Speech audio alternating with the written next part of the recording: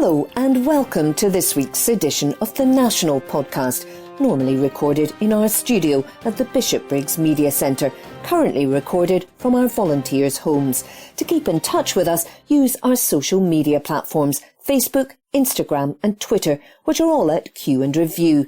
That's CUEANDREVIEW. Or get in touch via information@qandreview.com. That's information@CUEANDREVIEW.com. Please like and share our podcasts and give us any constructive feedback. From the National, Friday the 21st of October 2022, from the news section. Rwanda plan airline privilege style pulls out of Home Office deportation scheme. Report by Hamish Morrison. The airline contracted to fly asylum seekers to Rwanda has pulled out of the contract with the Home Office. Privilege Airlines, based in Mallorca, has confirmed that it will not run the flights to support the controversial policy. It was involved in a botched attempt to fly a number of asylum seekers to the African nation earlier this year, which was stopped after an 11th-hour block by judges halted the flight. Freedom from Torture has been involved in the efforts to stop the policy from going ahead and said it had received confirmation in an email from an airline it was no longer working with the Home Office. The policy to send asylum seekers to Rwanda has been bitterly fought against by human rights campaigners who say the plans are contrary to international laws protecting refugees. A spokesperson for Privilege Style told The National, "We will never operate the flight to Rwanda since the one scheduled in June 2022. The reason for this controversy was suspended and never flew. We won't operate flights to Rwanda in the future." In a video posted to Twitter, Freedom from Torture employee and torture survivor Kolbiasa Hasui welcomed the news. He said, "People, we did it. Privilege Style just announced that they will be bailing out of the Rwanda plan. I am so excited. People, we did it. You know, together we have the power. We emailed them, we phoned them, Instagram, Twitter, Facebook, all over the place, and the pressure mounted and finally paid off. It is currently not known whether the move leaves the government without an operator to support the policy." A spokesperson for the Home Office said, "We remain committed to our world-leading migration partnership with Rwanda, which will see those who come to the UK through dangerous, illegal and unnecessary routes relocated to Rwanda to rebuild their lives there. Rwanda is a safe and secure country with a strong record of supporting asylum seekers, and we will continue to robustly defend the partnership in the courts. We do not comment on operational matters." And that report was by Hamish Morrison. From the National, Friday the 21st of October 2022, from the Politics section. Bonfire Night Protest. Scots urged to travel to London for mass election protest on Guy Fawkes Day. Report by Hamish Morrison. Scots have been urged to travel to London to take to the streets of Westminster in a bid to fell the government in a Guy Fawkes Day protest. A bus, which has been organised by Yasser Jonathan Shafi, will transport protesters from Glasgow to London on November the 5th for a mass protest aimed at triggering a general election. Shafi said the government, wrought by a year of unprecedented scandal and chaos, was in a state of collapse and that ordinary people could not rely on politicians to resolve this crisis. It comes after Liz Truss announced on Thursday that she would step down as Prime Minister after she lost control of the Tory party, already in disarray following the failure of the mini-budget, which had to be abandoned after bringing the country close to a full-blown financial crisis. A statement posted to the page selling tickets for the coach journey read, "The government is tearing itself apart, it's in a state of collapse. This is not just a crisis of the Tory party, it is a crisis of the whole political and economic system. Fundamental to that is a lack of democracy.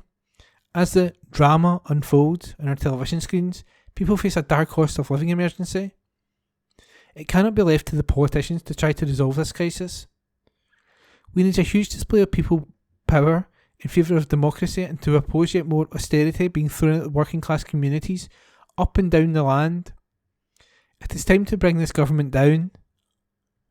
The protest, organised by the People's Assembly, promised to shut down London for the day to demand an election. The Conservative government is facing calls from Labour, the SNP, the Lib Dems and even some of its own MPs to hold a general election. It comes as a new poll released on Friday showed the Tories could suffer a near total electoral wipeout at the next election. You can find out more about the event and buy tickets online at eventbrite.com. And that report was by Hamish Morrison. From the National, Friday the 21st of October 2022, from the news section. Teenager arrested in Edinburgh over brutal murder of 19-year-old man in London. Article by Catherine Hay. A teenage boy has been arrested in Scotland in connection with a man's murder in London. Police detained the 17-year-old in Edinburgh on Wednesday. He was then transferred to a London police station. Kane Moses, 19, died after being stabbed on Tottenham High Road near to Holcombe Market on Friday, September the 30th. Police were called at 5:30pm after reports of an altercation. A post-mortem examination ruled Mr Moses died from a stab wound to the chest. The Met's murder probe was led by Detective Inspector Daniel Catmull, who, before the arrest, said, "My heart goes out to the family of this young man. They are being supported by specialist officers and I can assure them of my total commitment to finding and bringing to justice whoever was responsible for this brutal attack." Witnesses and those with information are asked to call 101, quoting reference 5327 of September the 30th. For anonymity, independent charity Crime Stoppers can be called on 0800 555 111. That's 0800 555 111. And that report was by Catherine Hay. This is from the National, 24th of October 2022, from the news section.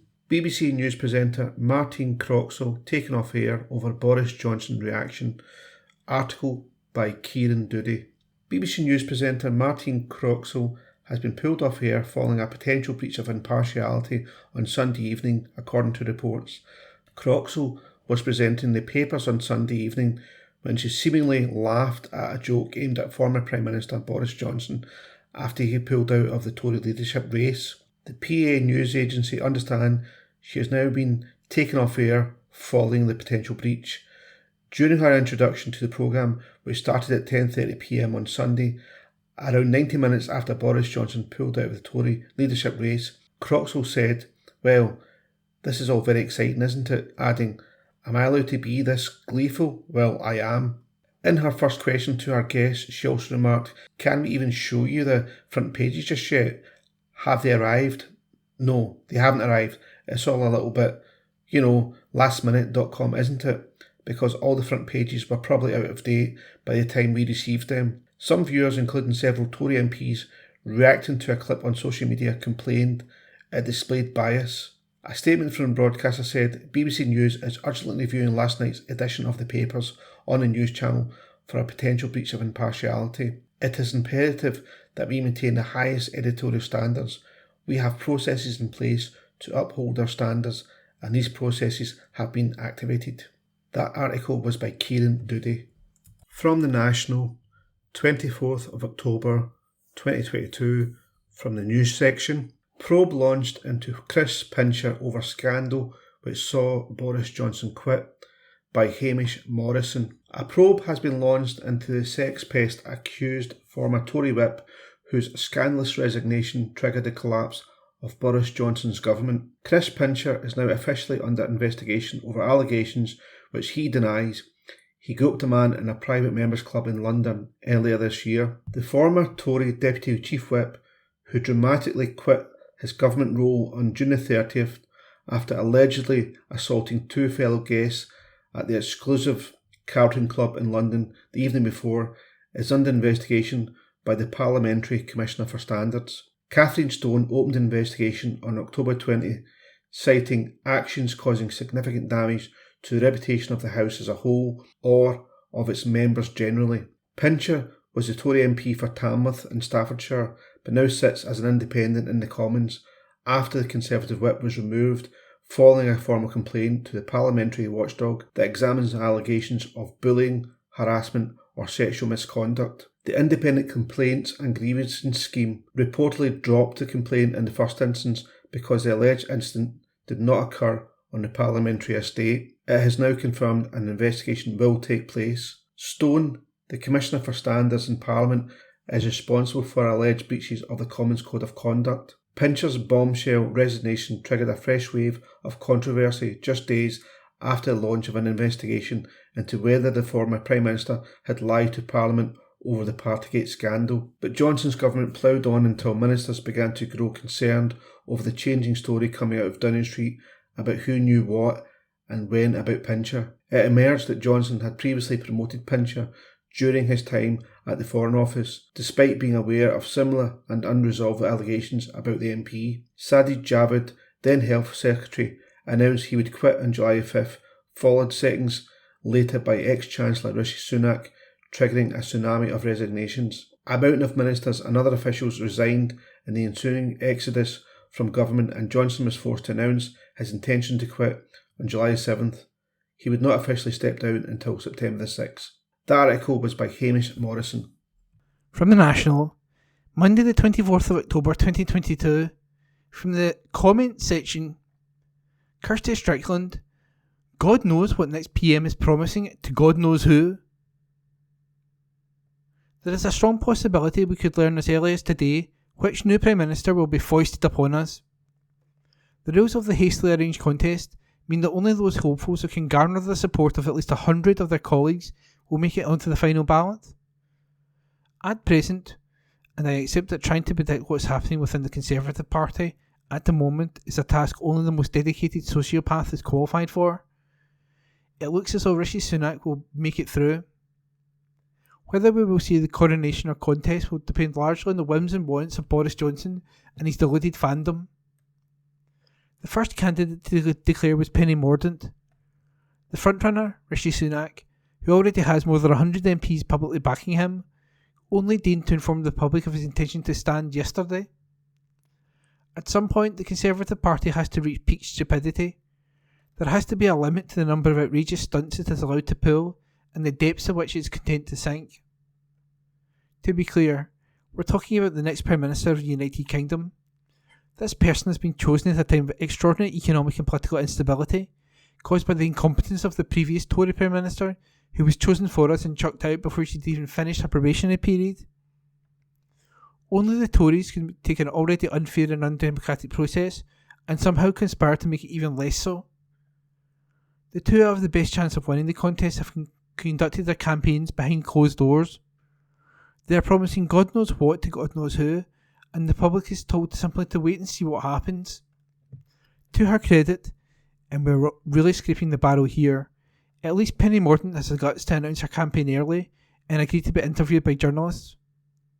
I'm well aware how patently ridiculous that sentence is. We are at the point where the bare minimum from a wannabe Prime Minister is worthy of comment. During an interview with Sunday with Lorna Koonsberg on the BBC, Mordaunt refused to say what her policies would be if she were chosen as leader. She wouldn't be drawn on how she plans to deal with the cost of living crisis, falling living standards, and rising energy bills. She said nothing of use or note, yet somehow still wins the title of being the most transparent leadership candidate. For that reason, and many, many more, this contest has no credibility and no moral authority. What makes this ridiculous situation even worse is that the Tories are not even trying to give the impression they are acting with the public interest in mind. This week, we will have a new Prime Minister, and whoever that is will face no scrutiny from journalists or the public. They will either be chosen by a small number of Conservative Party members or an even smaller number of Tory MPs. Amid all this chaos, we were told a general election would be too disruptive, which is a bit like watching your house burn down and refusing to phone the fire brigade because you're worried about getting the laminate floors wet. How much more are we expected to put up with a government solely focused on its own self-interests? How many more examples do we need of this unfitness to govern?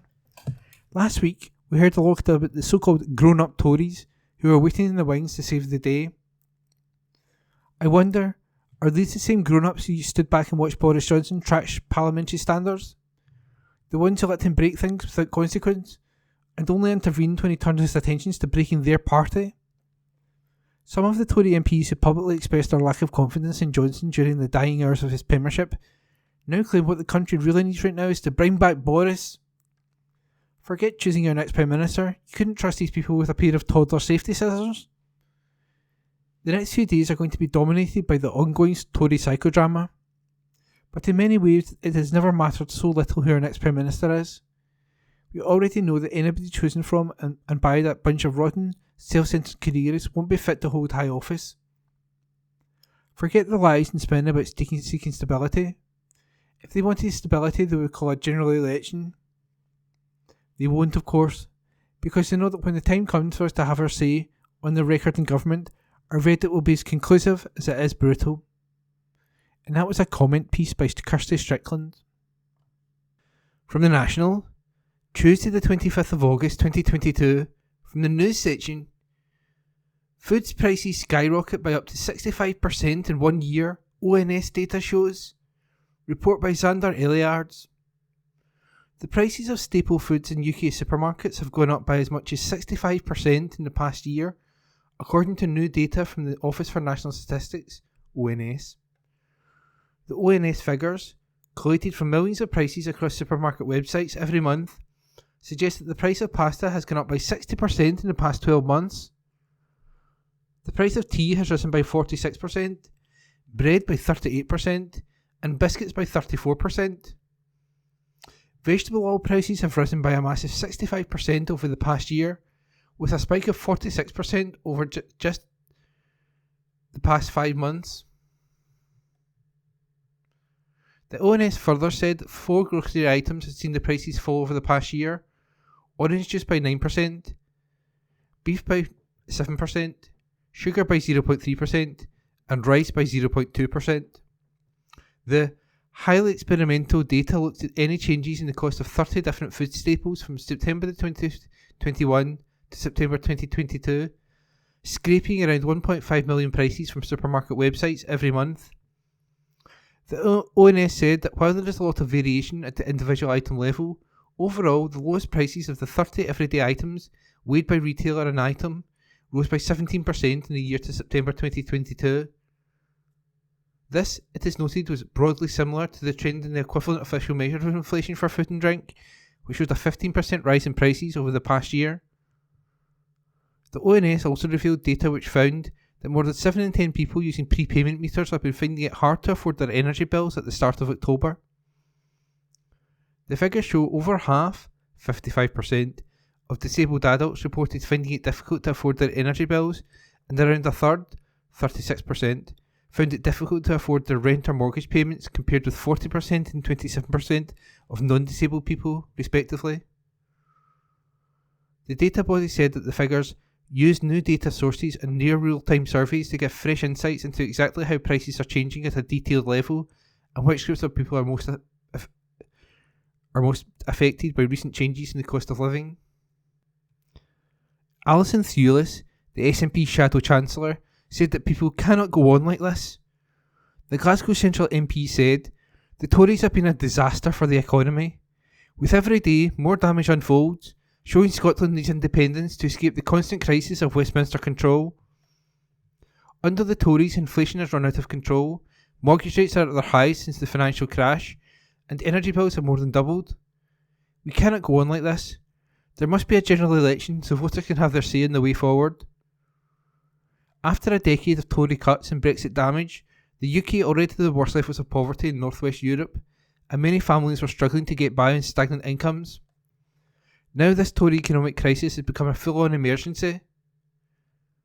National statistician Ian Diamond said, "While the recent spike in inflation began with energy prices, today's fresh insights use a new innovative data source to show they are now filtering through to other important items, with the cheapest price of some staple food items rising by about 2/3 in the last year." Figures from our near real-time survey of people show that while rises in food and energy costs are affecting many people across the country, those who are disabled, from certain ethnic minority backgrounds, and renters are among those struggling the most. With rises in the cost of living at the forefront of many people's minds, our new, almost real-time, data showing just how prices are changing and shining a light and how different groups are affected have never been more important. The news comes just 1 week after the ONS said that the rate of consumer price index inflation rose to 10.1% in September. And that article is by Xander Eliards. From the National, Tuesday the 25th of October 2022, from the news section, Joe Biden, Rishi Sunak's rise to Prime Minister is groundbreaking milestone. Report by Gregor Young. It is a groundbreaking milestone that Rishi Sunak will become UK's next Prime Minister, US President Joe Biden has said as he marked Diwali. Biden said at an event in Washington on Monday evening, "It matters that for the first time a person of colour, who is also the child of Indian immigrants, will rise to the highest political office in the country." And whether it's the United Kingdom, where just today we've got news that Rishi Sunak is now the Prime Minister. As my brother would say, go figure, Biden said. And the Conservative Party, expected to become the Prime Minister, I think, tomorrow when he goes to see the King. Pretty astounding, a groundbreaking milestone, and it matters, it matters. Diwali is a 5-day festival of lights and a celebration by Hindus, Sikhs and Jains of the triumph of good over evil. Sunak's grandparents were from Punjab state before Indian subcontinent was divided into two countries, India and Pakistan, in 1947, after British colonial rule ended. His family settled in the UK in the 1960s, and he was born in Southampton in 1980. His rise to power has prompted a sense of pride among Indians, with that country's leader, Narendra Modi, earlier offer him special Diwali wishes as the living bridge of UK Indians. Prime Minister Modi tweeted, "As you become UK PM, I look forward to working closely together on global issues and implementing Roadmap 2030. Special Diwali wishes to the living bridge of UK Indians as we transform our historic ties into a modern partnership." Sunak won the Tory leadership contest without a vote being cast after rivals Penny Mordaunt and Boris Johnson dropped out, and will replace Liz Truss at number 10 on Tuesday. Indian media were impressed by his victory, with New Delhi television announcing, "Indian sun rises over the empire," and India Today news channel taking a jibe at the UK's economic and political turbulence, using the Hindi term for someone of Indian background. Batter Britain gets Desi Big Boss. And that report was by Gregor Young. From the National, Tuesday the 25th of October 2022, from the news section, "When do the clocks go back 2022? Exact day British summertime ends this week." By Kieran Doody, UK's trending editor. With the month of October almost over, the days are getting shorter and shorter, with winter just around the corner. It means the date clocks go back across the UK is just around the corner, giving us an extra hour of sunlight as we approach the darker months. Here is everything you need to know about clock changes in the UK this year. When does the hour go back? In autumn, the clocks will go back at 2 AM on the final Sunday of October, which this year falls on Sunday the 30th of October. It means an extra hour in bed for your Sunday lie-in, and will give an extra hour of daylight as the darker nights roll in. Do I need to change the clocks myself? In the majority of cases, the days of manually changing your clocks are long gone. Any device connected to the internet, such as smartphones, televisions, laptops and tablets, will change automatically. However, be careful, alarm clocks, car radios and other devices not connected to the internet will need to be adjusted manually. To avoid confusion over the time, there is a simple saying from the US to remember when to change your clock forward or back. Spring forward, fall back. Why do we change the clocks? The principal reason we change the clocks is to get the most out of the daylight. The first clock change was introduced by the German government in 1916 during the First World War as a means of saving energy. The longer the daylight hours lasted, the less electricity required. Many European governments followed suit, including Britain, and so was born BST, with the current system in place since 1971. And that report was by Kieran Doody. From the National of Tuesday the 25th of October 2022, from the comment section. Canada's Quebec question offers insight for the UK, by Luke James.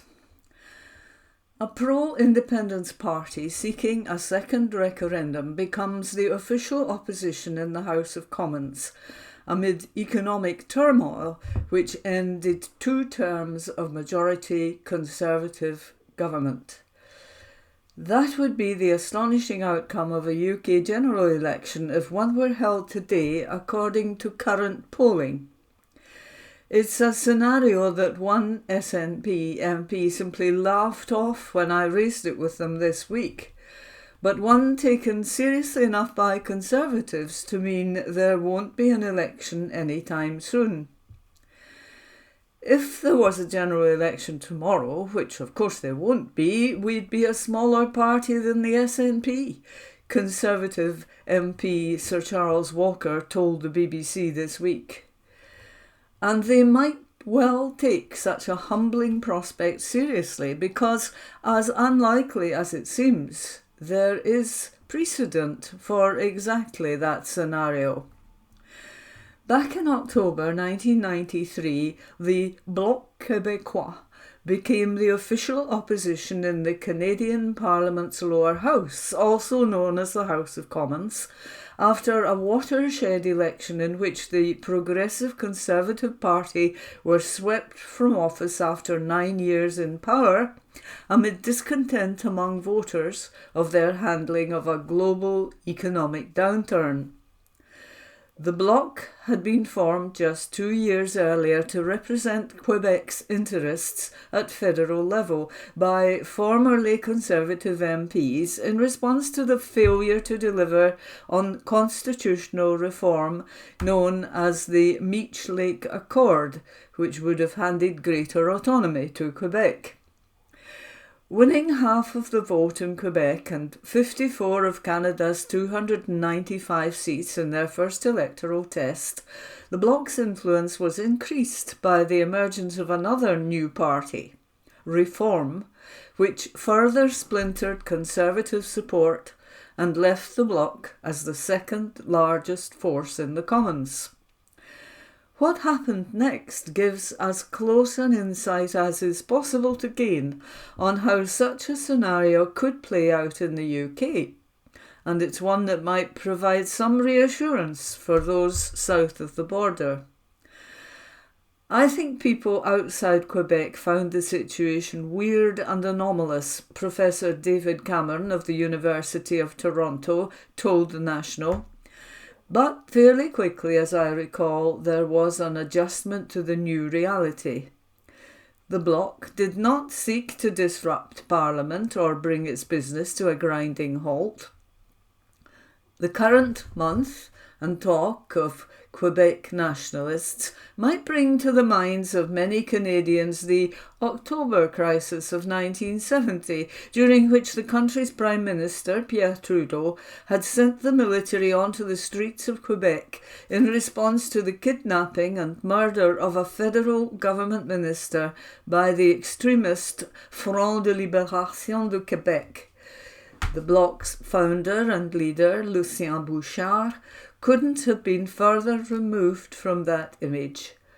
A former lawyer, Canadian ambassador to France and federal environment minister, Bouchard was an establishment figure who was already well known and respected outside of Quebec. And he immediately went out of his way to settle nerves in English-speaking Canada. With a neat side parting, a conservative dark blue suit, and pointedly speaking in measured English, he cut a reassuring figure at a post-election press conference in which he told journalists, "I think it's not possible to pave the road to sovereignty in raising hell." When the Canadian Parliament reconvened in January 1994, Bouchard didn't mention Quebec once in his first appearance as leader of the opposition. Instead, he dedicated all 3 of the questions afforded to the leader of the opposition in the Canadian House of Commons to scrutinising the Liberal government's plans to reduce the country's fiscal deficit through cuts to social spending. One of the biggest questions stemming from the scenario set out in current UK polls is what approach an SNP opposition would take to non-devolved issues. In the case of Canada, the Bloc examined legislation not relevant to Quebec through an ideological lens, that of the centre-left, said Professor André Lecour, an expert on nationalism in both Quebec and Scotland from the University of Ottawa. Even if the Liberal government were facing a party that had no desire to replace them, the Bloc were an excellent official opposition, said Lecour, and that comes from someone who has never voted for the Bloc. The party obviously criticised Canadian federalism at every opportunity, but it never sought to disrupt or sabotage the functioning of the Canadian Federation. But however disarming and constructive Bouchard may have been in the Canadian capital of Ottawa, his role as leader of the federal opposition gave him an unrivalled platform to campaign for independence from it. He is credited with turning around the fortunes of the Yes campaign during Quebec's second independence referendum in 1995.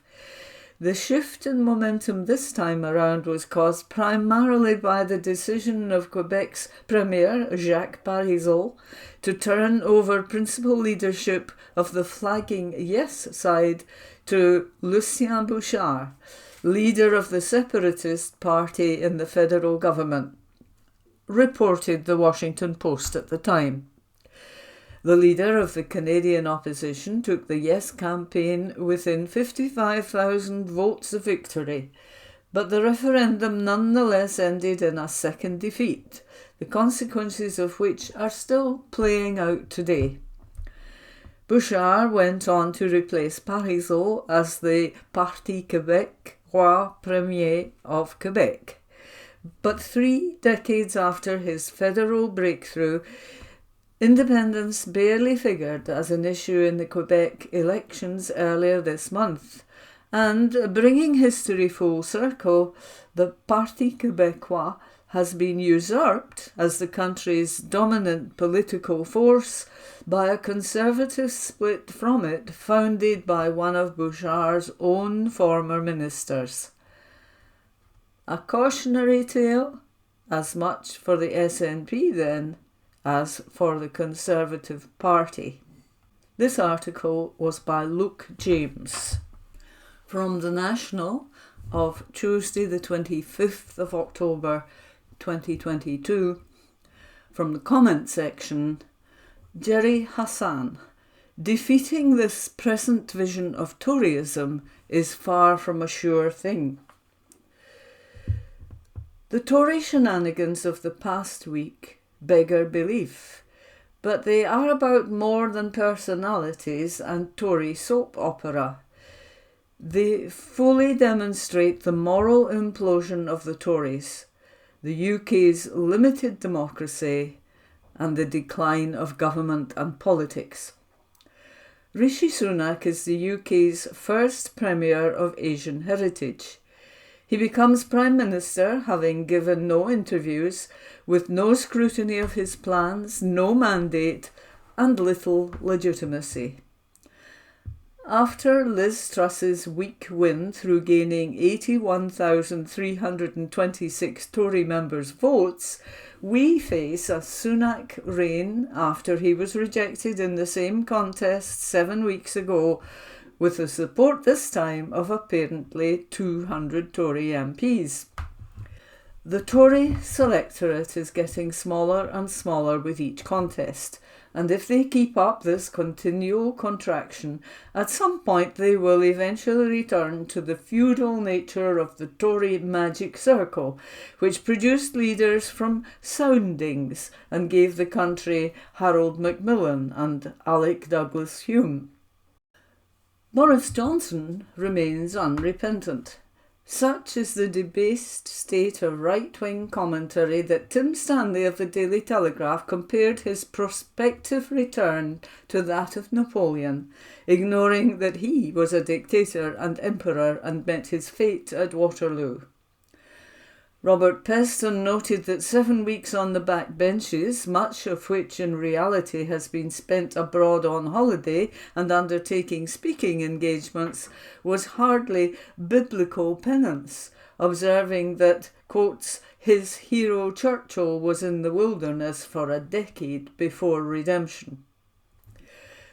The Tories have now faced fratricide, bitter division and infighting. A Sunak premiership will be one of which we have little detail, but we know the trajectory. Significant public spending cuts and austerity, worse than Cameron Osborne, more painful in the context of the cost of living crisis and rising inflation. The right-wing agenda of Trusonomics and trickle-down has been exposed as a fantasy world. Yet such is the mantra and make-believe on the right that significant forces in Toryland will not give up on their dream. This mindset has become supported by a right-wing ecology of dark money, hedge fund capitalists, self-appointed buccaneers and bloviators, and right-wing organisations including the so-called think tanks like the Institute of Economic Affairs, Centre for Policy Studies and Taxpayers Alliance, who coalesce around Tufton Street in Westminster alongside the Spectator, Daily Telegraph, Mail and Express. The wider context of this is the atrophy and hollowing out of what passes for British democracy, and it's captured by a narrow right-wing elite who believe that they know best and are impatient with any discussion or wider concerns. There is a distinct class dimension to this, as the British establishment has shifted from old to new monies and elites, while having the same sense of entitlement and innate sense of its own superiority. Writer and MI5 agent John le Carre commented upon the Oxbridge dominance of the British intelligence world. For a while you wondered whether the fools were pretending to be fools as some kind of deception, or whether there was a real efficient service somewhere else. The grim reality, like today's Tories and establishment, he noted, was widespread mediocrity, like the amorphous quality of an old-school outing on the Orient Express. It is only in this context that the brazen nature of Toryism can be explained. 5 prime ministers in 6 years, the continual zigzagging of Toryism in the past 12 years from Cameron to Osborne austerity, the moral debasement of Boris Johnson and political idiocy of Liz Truss, and the fact they believe they can get away with this. The entire direction of the Conservative Party is to continue dismantling the last elements of protection that people in the UK still have: welfare, employment and social rights, so that the forces of capital have free rein to exploit, hire and fire and treat workers in the most Dickensian way possible. Last weekend I travelled to Dundee, my home city, and visited the Verdant Works, a museum to the history of the jute industry situated in an old mill complex. There I met Lily Thompson, who worked in the mills from 1954 to the decline of the industry, and described the harsh factory environment and the culture of harsh exploitation where she earned £1 a day when she first started. This is not some distant Victorian tale, but from 1950s post-war Britain, when living standards were rising and working class prosperity was becoming a major factor in changing attitudes and society. Yet even in the midst of what became known as the Age of Affluence, there was capitalist exploitation, brutal employer behaviour and significant hardship. None of this should be forgotten in the present. There is a tendency with the rightward drift of the Tories from Thatcher to get all rosy-eyed about the Britain of 1945 to 79. It was certainly a country defined by more equality and less poverty than how the UK evolved post-1979. But there never was a golden age, and British capitalism has always had at its heart an appalling lack of humanity and disregard and disdain for the interests of workers. Rishi Sunak also marks another watershed in British Prime Ministers. He is, in the words of Aditya Chakrabarti of The Guardian, the UK's first Goldman Sachs Prime Minister, and in the judgment of the Daily Mirror's Kevin Maguire, for all the talk of diversity, quotes, another privately schooled, hugely wealthy and privileged Tory banker. End of quotation. This is the age of what Fraser Nelson has called illiberal conservatism, one the Spectator has been more than happy to endorse and promote, that is filled with prejudice, bigotry and open contempt for people different from Tory Britain. Sunak at 42 is the youngest British Prime Minister since the notorious Lord Liverpool Prime Minister from 1812 to 1827, who was deeply authoritarian, suspended trial by habeas corpus, and following the Peterloo massacre passed the Gag Acts restricting freedom of speech and suppressing trade unions. One cannot imagine Sunak will go down this route, but it should remind us that Tory anti-democracy and attacking human rights and civil liberties is not something just of recent invention. Tories have always viewed democracy as something to be jettisoned when it is inconvenient or clashes with their self-interest. The Tory ideology, which has shaped the past 12 years of government and past 4 decades of the UK, is not going away, nor is the ultra-right-wing ideological dogmatists who provided the backdrop to Truthonomics. Alongside this, there will be the continuation of an inflexible unionism towards Northern Ireland, heading to a car crash with the EU and Scotland. The former will showcase the first example of how far Sunak, a Brexiteer, is prepared to row back from the headbangers. A second will be the Liz Truss introduced bill stripping the UK of 2,400 EU-inspired regulations by the end of 2023, and which would take the UK dramatically backwards. This Tory worldview, and the apologists who have accommodated it in all the mainstream parties of the UK and Scotland, has to be taken on, challenged and defeated.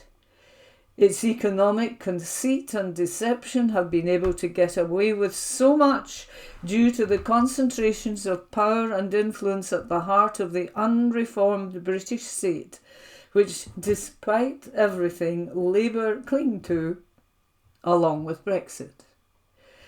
As the example of Lily in the Dundee jute mill shows, there can be no harking back to some golden past of Britain and Scotland and the 1945 to 79 period.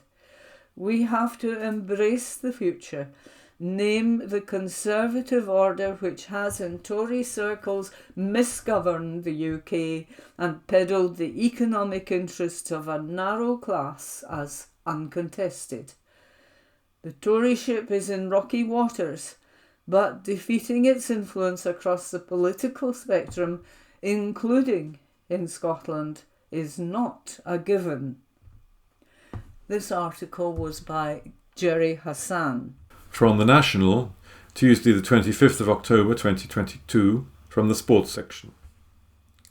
Ex-Rangers striker backs Napoli to land first Serie A in 33 years, but dismisses their Champions League chances.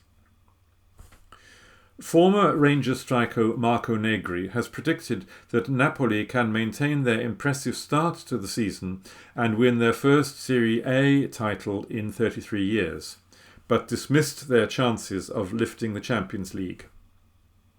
Luciano Spalletti's side restored their 3-point lead over defending champions AC Milan in the league when they defeated the Roma team managed by Jose Mourinho 1-0 in the Olympic Stadium on Sunday evening.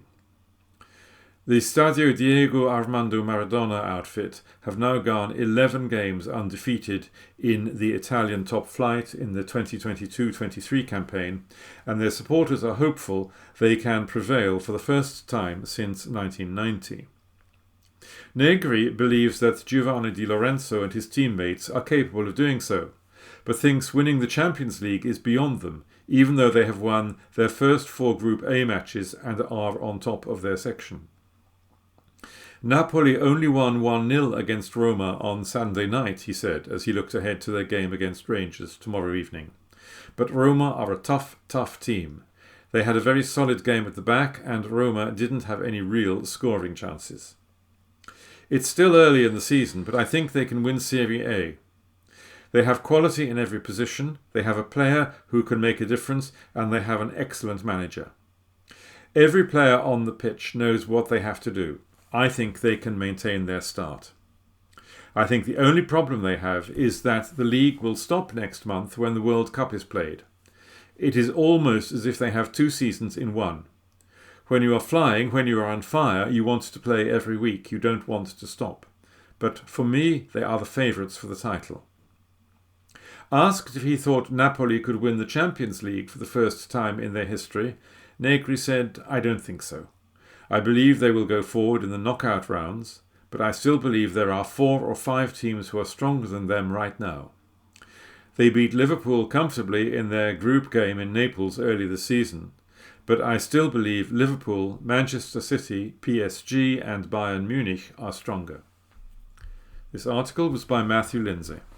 From The National, Tuesday the 25th of October 2022, from the sports section. Joe Hart points to Manchester City Champions League teething problems as he vows Celtic players will learn from experience. By Graham McGarry. With the greatest of respect to the current Celtic squad, Joe Hart has been part of more talented groups. Perhaps none more so than when he was at Manchester City, where he eventually kept goal for a side that made it all the way to the semi-finals of the competition. That progress did not, however, happen overnight. Hart recalls some bruising experiences for that star-studded group of players against the likes of Barcelona and even CSKA Moscow before they finally found their feet in the competition. So he is not surprised in the slightest that Celtic have had to take a few dull ones this season as they attempt to acclimatise themselves at Champions League level, and neither is he discouraged by it. In fact, the level of performance they have managed to produce tells him that they aren't quite as far away from competing against the best teams in Europe as the Group F standings might have you believe. When we started at City, we weren't full of Champions League experience, Hart said. Maybe a little more than we have here. But it's not about the club itself. Celtic does and will belong here. You have to look at the squads and who has played at this level. We're relatively new to it. That's not an excuse, we certainly don't hide behind it, and the club doesn't expect a bedding-in period. You want to be at the top, you want to be fighting and beating the best. I don't think it's anything apart from falling the wrong side of a couple of results. I don't think anyone who's been to the games, opposition managers and so on, would have been surprised if we were going to match day 5 with a chance of winning the group or sealing the second place. There's a huge difference from being in a game to actually winning a game at this level. That's been evident here. We've been in all 4 games and put in strong performances. There's just been some small moments where experience has helped these sides manage through difficult patches a bit better than we have, and been much more clinical when they've had moments of being on top. It's fun being part of this competition, but you always want the ultimate goal. It's tough. The semi-final is the furthest I've got, and I enjoyed that run. You just need to live in it rather than set any boundaries or targets. What's the point when the sky's the limit? You are part of a team that wants to get bigger and better. Hart is fully convinced by the mantra preached by manager Ange Postecoglou that full commitment to his philosophy is the path to achieving that improvement. It's pretty powerful, it really is, he said. He gives us a lot of belief and we work every day to play a certain way with a certain energy. Why compromise? It's 11 against 11 plus the subs. We believe if we play to our principles, we have as good a chance as anyone. Look, we would much prefer to emerge from the group, but at the same time, if we were getting the victories, we would want to feel that we had done it with what we were trying to do and what we are working on. I think that gives us a better sense of direction and purpose. We are all in this for the long term, trying to create something. The manager is not trying to create something here for any other reason than doing it this way will bring success to this club. Despite conceding 10 goals in their 4 group games so far, Hart doesn't accept that the strict adherence to Postecoglou's attacking style is leaving them unduly open at the back. We are slightly vulnerable, but any team with any way of playing is exposed, he said. Even if you were to park 8 people behind the ball, the pressure is going to increase and increase and increase. We try to do our pressure and our 8 men defending really high and get the job done. The transition in the Champions League is a tough one to play against because of the speed and intelligence of the teams that you are playing against. But we have also seen a low block unpicked many, many times.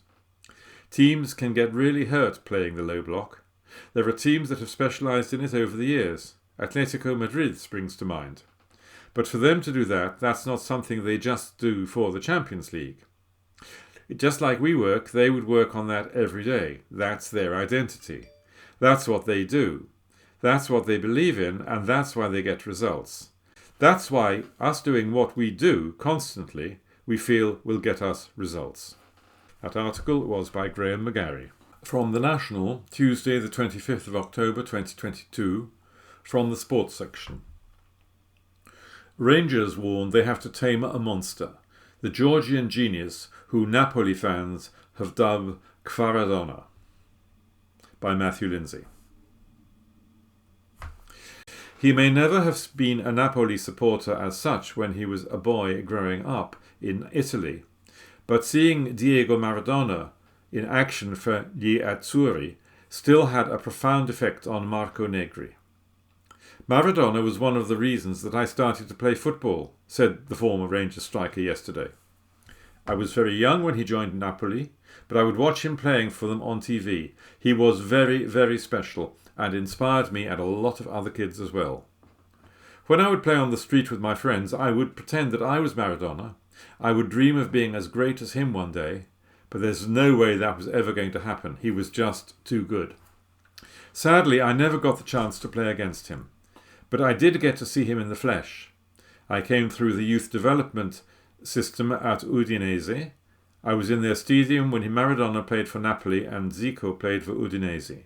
That was amazing.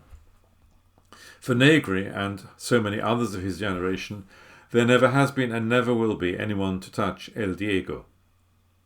Yet he can fully understand why Kvicha Kvaratskhelia has been dubbed Kvaradona by Napoli supporters, and can appreciate why many people believe the Georgian is capable of scaling the same heights in the global game as the Argentinian in future. The 21-year-old, a €13.5 million signing from Dinamo Batumi in his homeland back in July, has scored no fewer than 7 goals in 15 appearances for Luciano Spalletti's exciting young side in the 2022-23 campaign. He has helped them to go undefeated in Serie A and move 3 points clear of defending champions AC Milan at the top of the table, as well as win their first 4 Champions League group games. James Tavernier and his teammates will need to make nullifying the considerable threat posed by the form footballer in the Italian game a priority when they play their 5th Group A match at the Stadio Diego Armando Maradona tomorrow evening. Negri made exactly the same sort of instant impression when he joined Rangers in a £3.5 million transfer from Perugia back in 1997. He netted on no fewer than 23 occasions in his opening 10 outings and had taken his tally to 33 by the turn of the year. After that, he was plagued by injuries and off-field problems. But the 51-year-old, who has worked as a forward coach since retiring from playing, is confident that Kvaratskhelia can maintain his current hot streak of form, get even better and realise his enormous potential. He is a superb player, he said. In fact, he is a monster. He is a young player, but he has made such an impact. He has very strong legs, he can run, he can shoot. He has scored 7 goals and had 7 assists already. He is very, very special. He is already a star in Italian football. There are only a few players in world football who make the opposition manager change his tactics to deal with him. He is one of them. As I say, he is still very young, and so he is very coachable. He can improve. He is in the right place just now because Spalletti is renowned for improving young players. He is a jewel, a little treasure. He is special just now. In the future, I don't know. He is not a superstar just now, but he is certainly a rising star. If he continues to develop and improve and acquit himself so well in the Champions League, then who knows what he can do in the game. Negri has some bad news for Giovanni van Bronckhorst ahead of his side's rematch with opponents who, after centre-half James Sands had been sent off in the second half, eased to a 3-0 win at Ibrox last month. He warned that Kvaratskhelia is not the only exceptional attacker who Spalletti has at his disposal, and urged the manager of his former club to adopt a far defensive game plan in their midweek encounter. Napoli right now are on fire, he said. They are playing fantastic football, which is very nice to watch. They are creating a lot of chances and scoring a lot of goals. Up front, they have a lot of quality. On the left, they have Kvaratskhelia, and on the right, they have Lozano, Mexican internationalist Hirving. But they have a lot of different players who can play through the middle. Osimhen, Nigerian striker Victor, is very good when there are spaces to exploit. Raspadori, Italian Cup Giacomo, is extremely technical. Simeone, Argentinian forward Giovanni, just scores goals, so they can change a game in a game. Negri added, they are the best team in Italy when it comes to building the game from the keeper because they have such talent in their midfield. They can move, they can run, they can pass the ball. If a team presses Napoli very high in the park, it's become a problem for them because they just play the ball to the feet of the 3 guys they have up front. And when it becomes a 1-against-1 situation, then the team has a serious problem. I think Rangers should approach the game in exactly the same way as they approached their away games in the Europa League last season. Their defence, midfield and striker must be closer together. Then they can exploit any space which opens up on the counter by getting the ball to the feet of Ryan Kent or Alfredo Morelos. This article was by Matthew Lindsay. From The National of Tuesday the 25th of October 2022, from the comment section, Karen Adam. Scots want a politics for the millions, not the millionaires. I wake in the morning and I step outside. A familiar start to a song which, besides being my friend's top karaoke choice, is a song I replay in my head day in and day out, now particularly as I get to the chorus, "What's going on?" It seems as if we are living through a dystopian nightmare which never ceases to throw another plot twist at us. Who knows where we are now as I type? The next hour could be painting a whole other picture across the political spectrum. What does this mean for ordinary folk, and where are their voices in all this? I received an email from somebody the other day which I just cannot get out of my mind. A thoughtful gent was talking about his job delivering food. He sees on the ground the needs of others. He takes part in the everyday conversations, and he sees and hears the worries of everyday normal folk. He concludes that we should be thinking more of the millions, not the millionaires. He is actively listening and understands. What are we doing for those who just want to live their lives in peace and enjoy living? Where are the voices of the millions? And why are we so focused on the millionaires, he asks. This is a hard one to answer because I do see all around me people working so incredibly hard to work for the millions, to listen to those voices directly. Parliamentarians who genuinely care, who tirelessly put their work above their own needs, are all around us. Why do we not see this enough, though? Why is the political carnage we see at Westminster taking centre stage when it should be putting our citizens centre stage and making sure every single person is cared for? What we are witnessing is a dereliction of duty. That is why it's big news.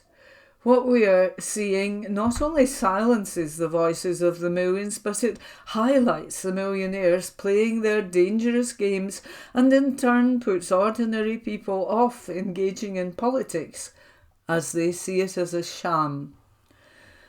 I feel frustrated that the disenfranchised will only be more distanced from decision making when they see these so-called grown-ups playing political cosplay when they cannot play a standard board game without tipping it over in a sulk.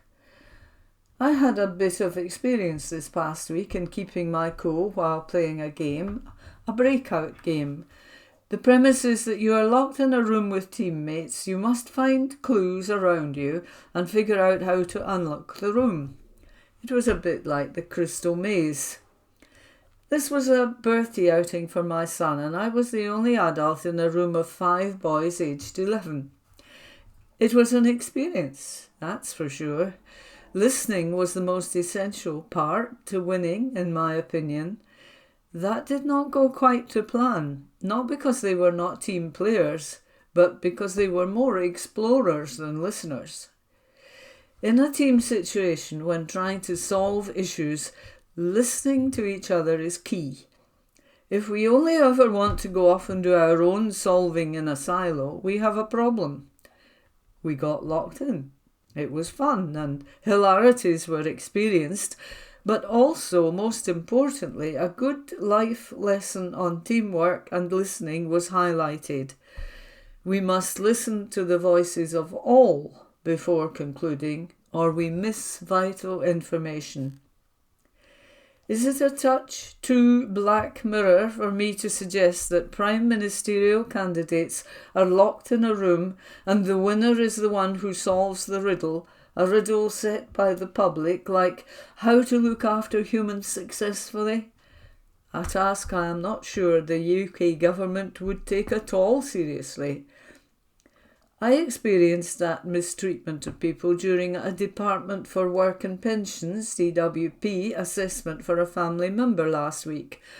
I am still aghast at the inhumane treatment of our most vulnerable, the disdain the call handlers seem to have, and the system which is designed to disadvantage people more than they already are.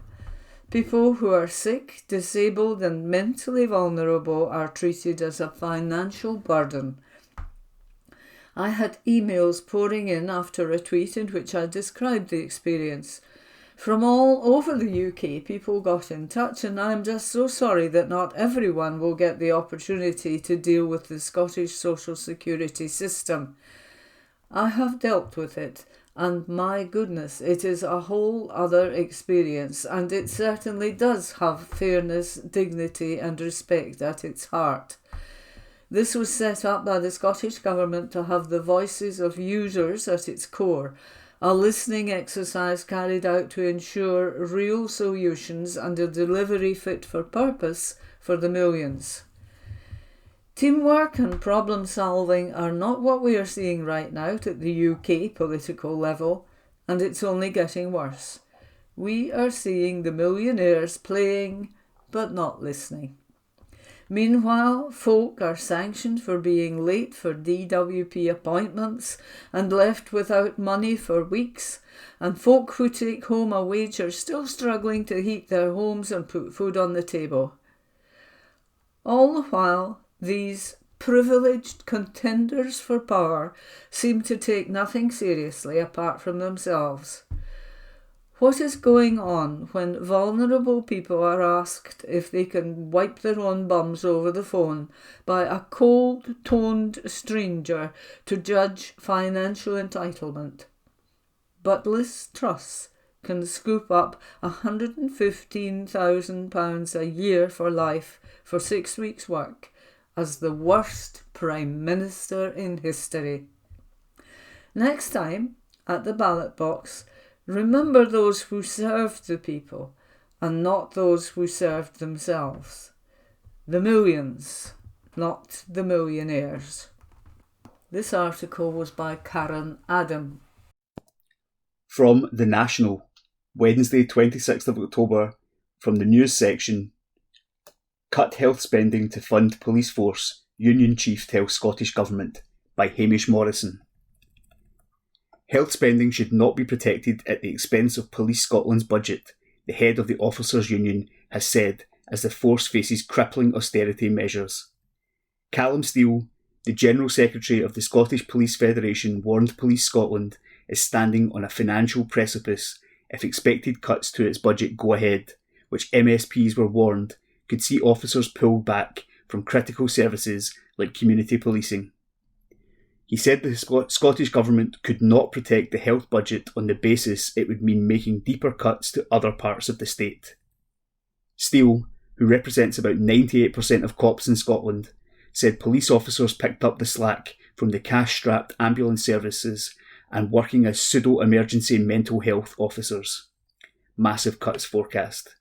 Around 4,400 officer and civilian staff jobs are facing the axe over the next 4 years as the Scottish Government recommended major cuts to the policing budget. Meanwhile, the Scottish Government is planning to increase the NHS frontline budget by at least £2.5 billion over the same period, on top of a further £12.9 billion for health boards. Steele told The National, "If the health budget is going to be protected, then the expectation is that other services, including the police, are going to take a disproportionate share of the cuts as a consequence of that.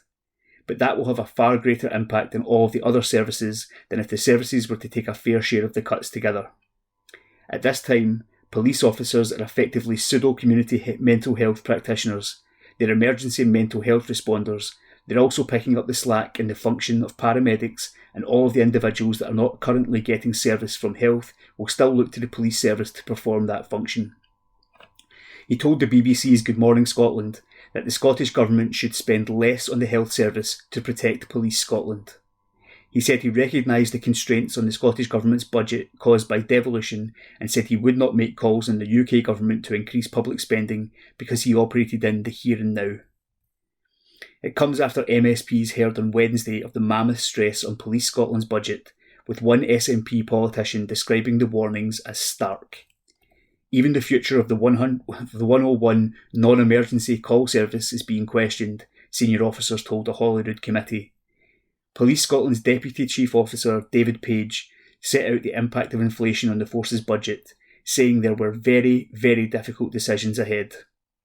Page said, "The vast majority of our budget is people, so any cuts in our budget will fall squarely on people, police and staff who make up Police Scotland.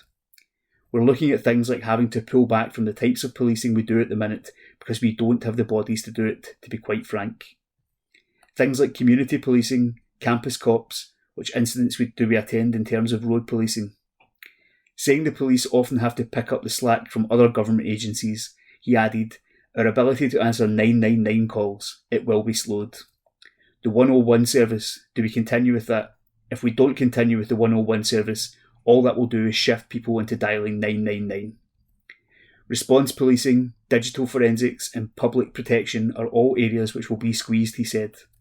He continued, there's a real concern we won't be able to discharge our duties as we currently do.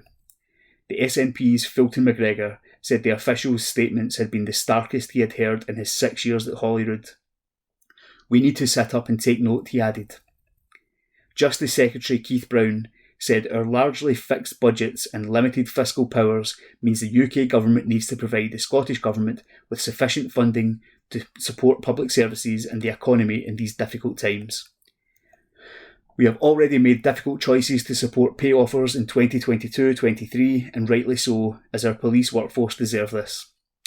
While policing matters and budgetary prioritisation are always a matter for the Chief Constable, we remain fully committed to using the resources available to us to support the vital work of Police Scotland in delivering effective and responsive policing across Scotland.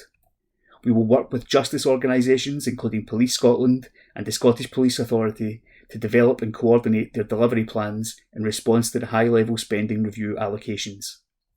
Despite UK government austerity, we have increased police funding year on year since 2016-17 and have invested more than £10 billion in policing since the creation of Police Scotland in 2013. A Treasury spokesman said, "The responsibility for funding public services is largely devolved across the UK, but we have provided the Scottish Government with a record £41 billion per year for the next 3 years, the highest spending review settlement since devolution."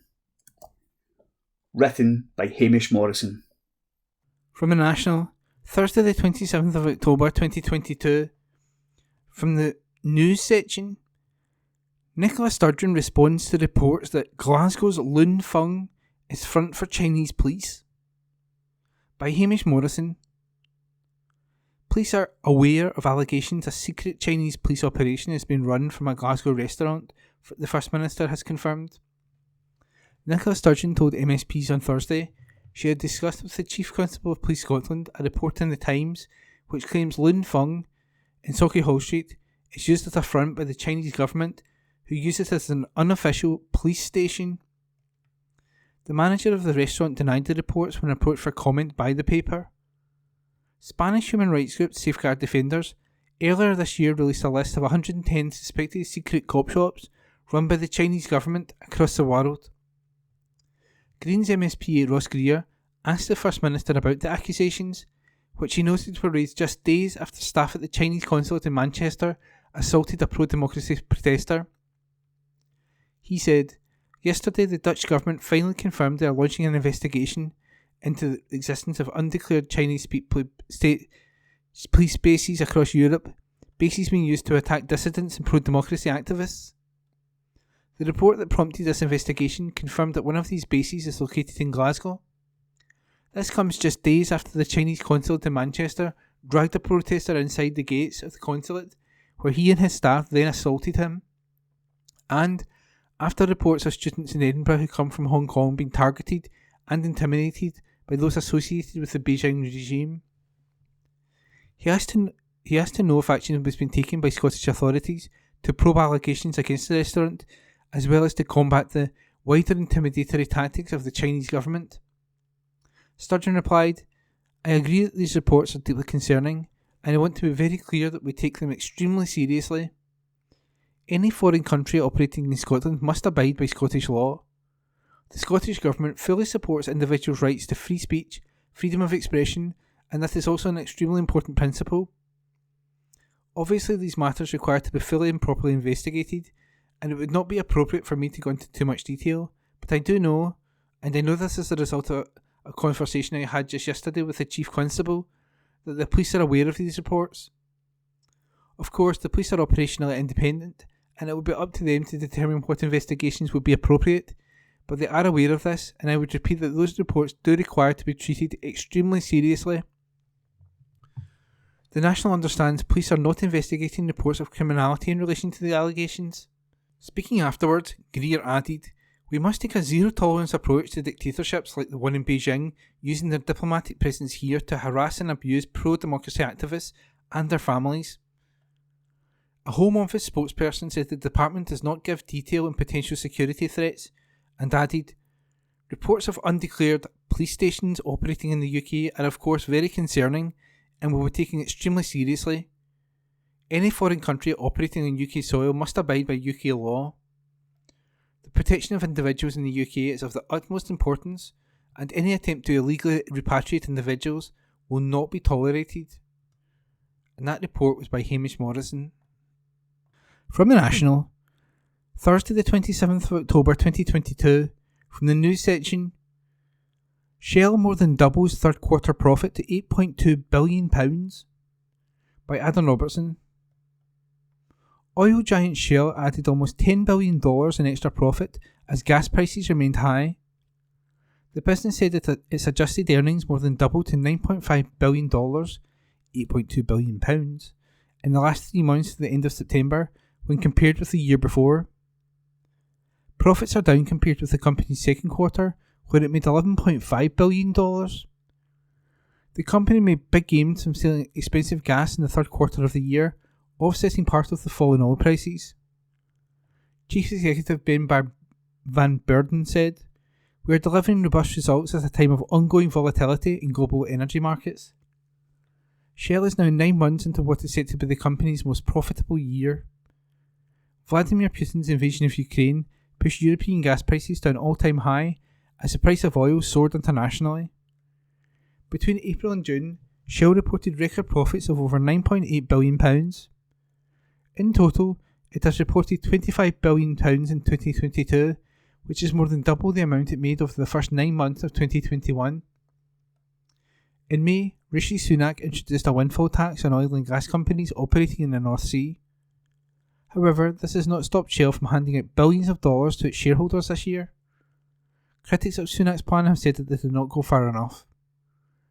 On Thursday, Greenpeace called for a proper tax on the energy giant's profits, which it said could help insulate thousands of homes.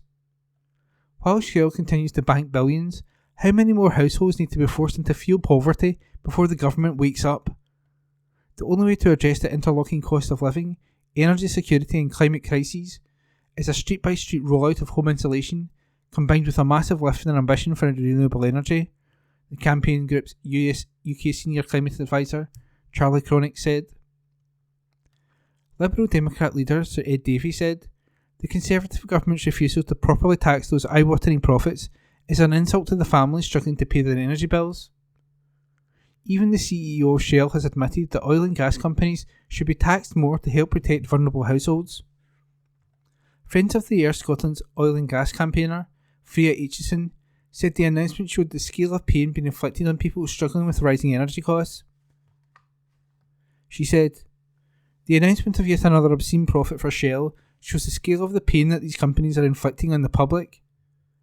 While oil and gas companies continue to make record-breaking profits, ordinary people are facing skyrocketing energy bills and millions are being pushed into fuel poverty. Bosses and shareholders at Shell are being allowed to get even richer by exploiting one of our most basic needs. The Scottish Government must use the opportunity of its forthcoming energy strategy to chart a clear path away from fossil fuels and towards an energy system that is built on clean, reliable renewables. They must listen to the science which tells us that to meet climate targets in a fair way, fossil fuel extraction needs to be phased out in the next decade."